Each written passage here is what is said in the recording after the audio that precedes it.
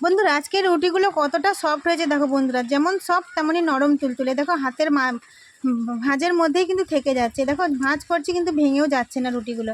যতটা সফট হয়েছে ততটাই কিন্তু নরম তুলতুলে। এই রুটিগুলো চট জলদিও বানানো হয়ে যায়। হাতে 10 মিনিট সময় থাকলেই ঝটপট বানিয়ে ফেলতে পারবে।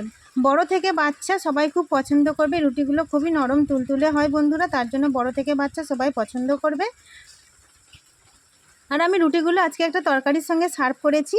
এই তরকারিটার রেসিপি কিন্তু আজকে আমি দিতে পারবো না, তোমরা চাইলে কিন্তু আমি দিতে পারবো। তার জন্য তোমাদেরকে কমেন্টে অবশ্যই জানাতে হবে তরকারি রেসিপিটা দেওয়ার জন্য। চলো রেসিপিটা শুরু করি। জানা ফ্যামিলি কুকিং হাউসে তোমাদের সবাইকে স্বাগত জানিয়ে আজকে রেসিপি আমি শুরু করছি। দেখো এখানে আমি 1 বাটির মতো ময়দা নিয়েছি, দিয়ে দিয়েছি স্বাদ মতো নুন, আর দিয়ে দেবো এই যে বেকিং পাউডার নিয়েছি। আমি এখানে 1 চামচের 4 ভাগের 1 ভাগ আমি বেকিং পাউডার দেবো। যেহেতু আমি এখানে ছোটো বাটির 1 বাটি ময়দা নিয়েছি, তার জন্য আমি এখানে অল্প পরিমাণে একটু বেকিং পাউডার দিয়ে দিলাম। এবার নুন আর বেকিং পাউডারটাকে ভালো করে মিশিয়ে নিতে হবে, যাতে চারিদিকে ময়দার সঙ্গে ভালোভাবে মিশে যায়। এবার মেশানো হয়ে গেলে অল্প অল্প করে গরম জল দেব। খুব গরম দেবে না, হাত ছুঁয়ে একটু গরম জল দেবে। এমন গরম দেবে যাতে একটা আঙুল ডুবিয়ে রাখতে পারো। তোমরা চাইলে এখানে গরম দুধটা দিয়েও মাখতে পারো। এই অল্প অল্প করে গরম জল দেবো আর এটাকে মাখিয়ে নেবো। আর তোমরা চাইলে কিন্তু আটার বদলে, এই ময়দার বদলে তোমরা এটাকে আটা দিয়েও বানাতে পারো। ময়দার থেকে আটা খাওয়া কিন্তু খুবই ভালো বন্ধুরা, আটা দিয়ে বানালে আরও স্বাস্থ্যকর হবে। দেখো অল্প অল্প করে আমি এখানে ময়দাতে জল দিচ্ছি আর মেখে নিচ্ছি। এখানে কিন্তু অল্প অল্প করে ময়দাতে জল দিতে হবে আর মেখে নিতে হবে। আর অবশ্যই খেয়াল রাখতে হবে এখানে কিন্তু গরম জলটাই ব্যবহার করতে হবে, ঠান্ডা জল দিলে কিন্তু হবে না। ঠান্ডা জল বলতে বন্ধুরা ফ্রিজের জল কিন্তু না, নর্মাল জলও দিলে হবে না, এখানে হাতশো গরম জলটাই কিন্তু দিতে হবে। আর খুব খুব ফুটন্ত গরম দিলেও হবে না, একটা আঙুল ডুবিয়ে রাখবে সেই রকমই দিতে হবে। এ দেখো বন্ধুরা কথা বলতে বলতে ময়দাটা কিন্তু আমার এখানে মাখা হয়েই এসেছে।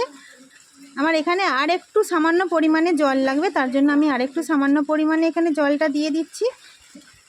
এবার ময়দাটাকে আমি ঠেসে ঠেসে ভালো করে মেখে নেবো, যাতে রুটিগুলো আমার একটু সফট হয় আর রুটিগুলো বেলার সময় ফেটেও না যায়। দেখো বন্ধুরা এখানে কিন্তু ময়দাটা আমার ভালো করে মাখা হয়ে গেছে। এবার আমি এটাকে ডলে ডলে ভালো করে মেখে নেবো। এবার যত ভালো করে ঠেসবে রুটিগুলো কিন্তু ততটাই সুন্দর হবে, সফট হবে। আর রুটিগুলো বেলার সময় সাইড দিয়ে কিন্তু ফেটে যাবে না। এর জন্য ময়দাটাকে খুব ভালো করে মেখে নিতে হবে বন্ধুরা। আর তোমরা দেখতেই পেলে আমি কিন্তু প্রথমেই দেখালাম রুটিটা খুব সুন্দর সফট হয়েছে। আর রুটিটা আমি কিন্তু আজকে কোনো সেকে বানাবো না, রুটিটা আমি ভাপা বানাবো, মানে রুটিটাকে আমি ভাপাবো। তার জন্য এখানে খুব ভালো করে ময়দাটাকে মেখে নিতে হবে, যাতে চারিদিক দিয়ে ফেটে না যায়। আর এই রেসিপিটা কেমন লাগলো তোমরা প্লিজ কমেন্ট বক্সে জানাবে তোমাদের কেমন লাগলো রেসিপিটা। আর বাড়িতে বানাতে ভুলো না এইরকম ভাপা রুটি কিন্তু খুব চটজলদি হয়ে যায় বন্ধুরা। দেখো এখানে কিন্তু আমার ময়দাটা মাখা হয়ে গেছে। এবার আমি এই ময়দাটাকে নিয়ে লিচি কেটে নেবো। আমার এখানে মোট 5টার মতো রুটি তৈরি হবে। এখানে তোমরা দেখে বুঝতে পারছো খুব একটা বেশি আমি এখানে ময়দা মাখিনি, 5টার মতো রুটি হবে। আমাদের দুজনের কিন্তু যথেষ্ট এই রুটিটা। তোমরা চাইলে বেশি করেও তোমাদের পরিমাণ অনুযায়ী তোমরা বানিয়ে নিতে পারো। দেখো এবার আমি এখানে একটা লিচিকে গোল করে নিয়েছি। এবার অল্প অল্প করে ময়দা দেব আর রুটিটাকে কিন্তু বেলে নেব। রুটিটাকে আমি গোল করেই বেলবো, কোনো চাপটা করে কিংবা লম্বা করে বেলবো না, গোল শেপেই আমি রুটিটাকে বেলে নেব। আর পাতলা করেই বেলে নেবে, কোনো মোটা রাখতে হবে না বন্ধুরা। যতটা পাতলা করে বেলতে পারো ততটাই কিন্তু পাতলা করে বেলে নিতে পারো।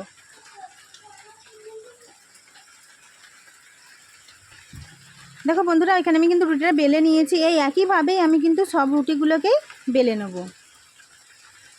রুটিগুলো কিন্তু আমার এখানে সব বেলা হয়ে গেছে। এবার আমি এখানে একটা ঝাঁঝরি থালা নিয়েছি।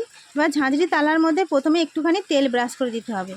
এবার একটা করে রুটি দিতে হবে আর অল্প অল্প করে কিন্তু তেল ব্রাশ করে দিতে হবে। একদম বেশি তেল দেওয়া চলবে না বন্ধুরা, বেশি না দিলেও চলবে, সামান্য পরিমাণে একটু তেল দিলেই চলবে, যাতে রুটিগুলো একটার সঙ্গে একটা জড়িয়ে না ধরে।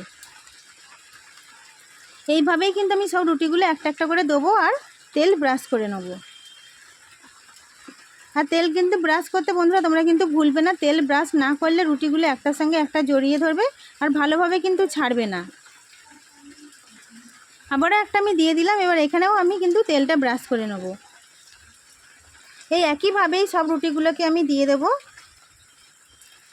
আমি আবারও বলছি বন্ধুরা, রুটিগুলো যতটা নরম তুলতুলে হয় তেমনই কিন্তু খুব সফট হয়। বড় থেকে বাচ্চা সবাই কিন্তু খুব পছন্দ করবে আর খুব চটজলদিও হয়ে যায়। রুটিগুলোতে আমার সব তেল ব্রাশ করা হয়ে গেছে। দেখো বন্ধুরা, এই তো আবার একটা আমি দিয়ে দিলাম। এবার এর উপরে আমি আবারও তেল ব্রাশ করে দেবো।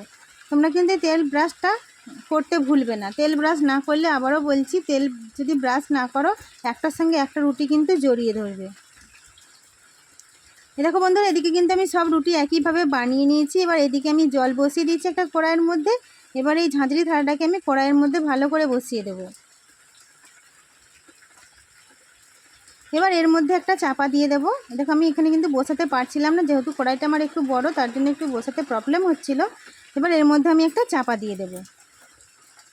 এবার চাপা দিয়ে খুব বেশিক্ষণ না বন্ধুরা, 5 মিনিটের মতো আমি এটাকে ভাপিয়ে নেব। 5 মিনিট ভাপিয়ে নিলেই কিন্তু তৈরি হয়ে যাবে। দেখো বন্ধুরা, রুটিগুলো কত সুন্দর তৈরি হয়েছে। তোমরা কীভাবে বুঝবে? রুটি যখন তোমরা আঙুল দিয়ে চেক করবে রুটিগুলো ভাপ হয়েছে কিন্তু তোমরা বুঝতে পারবে। আর রুটিগুলো যদি কাঁচা থাকে আঙুলের মধ্যে কিন্তু লেগে যাবে। এবার রুটিটা ঠান্ডা হয়ে যাওয়ার পর তোমাদেরকে দেখাচ্ছি প্লেটের মধ্যে সার্ভ করে। দেখো একটার মধ্যে একটা কত সুন্দরভাবে উঠে আসছে। আর যদি তরকারি বানানো থাকে বন্ধুরা, তাহলে তার কথাই নিয়ে 10 মিনিটের মধ্যেই তৈরি হয়ে যাবে। আর কাবলি ছোলার এই রেসিপিটা তোমরা যদি দেখতে চাও, প্লিজ আমাকে কমেন্ট বক্সে জানিও। আমি কিন্তু কাবলি ছোলার রেসিপিটা তোমাদের জন্য আবার নিয়ে আসবো। দেখো বন্ধুরা, রুটিগুলো কিন্তু আমি একটার ওপর একটা সার্ভ করে নিয়েছি। আর নিচেটার মধ্যে যেহেতু আমি তেল ব্রাশ করছিলাম না, এটা উঠছিল না, তারপরে আমি এটাকে তুলে নিয়েছি। তোমরাও কিন্তু ঝাঁঝরি থালার মধ্যে একটু তেল ব্রাশ করে নেবে। দেখো রুটিটা কতটা নরম তুলতুলে স্পঞ্জি হয়েছে আর সফট হয়েছে কিন্তু বন্ধুরা। আমার এই ভাপা রুটির রেসিপি যদি তোমাদের ভালো লাগে থাকে, প্লিজ লাইক কমেন্ট শেয়ার করে দিও। আর অবশ্যই কমেন্ট বক্সে জানিও তোমাদের কেমন লাগলো। আর বাড়িতে বানাতে ভুলো না কিন্তু। আর বাড়িতে বানিয়ে খেয়ে অবশ্যই আমাকে কমেন্ট বক্সে জানিও তোমাদের কেমন লাগলো। আজকের মতো এখানেই শেষ করছি। দেখা হচ্ছে আবার নতুন কোনো রেসিপির সাথে। ততক্ষণ তোমরা সুস্থ থেকো, ভালো থেকো, পরিবারের সবার খেয়াল রেখো এবং নিজেরও খেয়াল রেখো। টাটা বন্ধুরা।